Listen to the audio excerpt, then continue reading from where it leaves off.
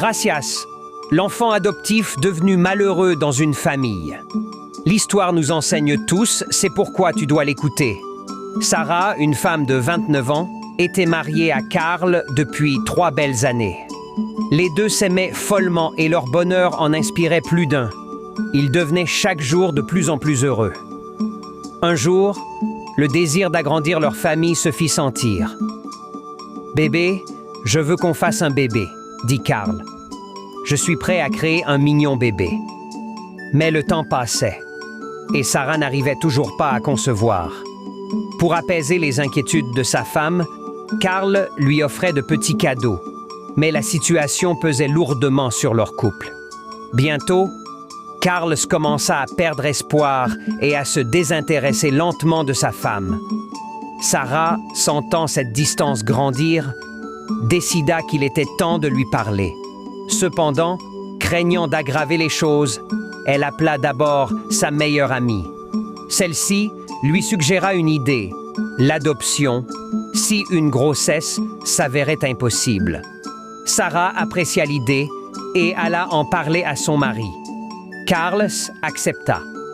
Il se disait que la présence d'un enfant, peu importe sa provenance, pourrait ramener la paix et l'amour dans leur foyer. Ils officialisèrent alors les documents d'adoption et accueillirent une petite fille qu'ils prénommèrent Gracias.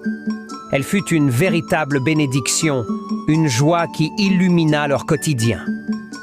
La paix était enfin devenue leur mode de vie. Puis, un miracle se produisit. Une nouvelle à laquelle ils ne s'attendaient plus. Après toutes ces années, Sarah était enfin tombée enceinte. Imaginez leur joie.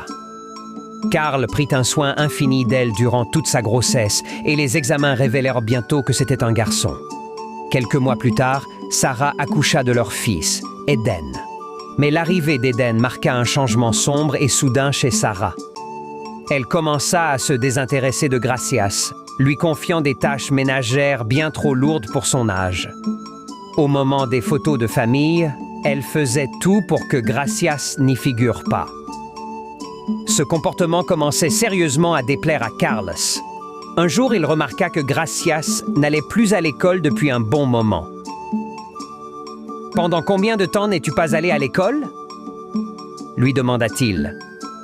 Mais la petite fille était terrifiée. Sarah l'avait menacée de ne jamais rien dire à Carl. Je... fut tout ce qu'elle put bégayer. À chaque fois que Carl essayait d'aborder le sujet de la scolarité de Gracias avec sa femme,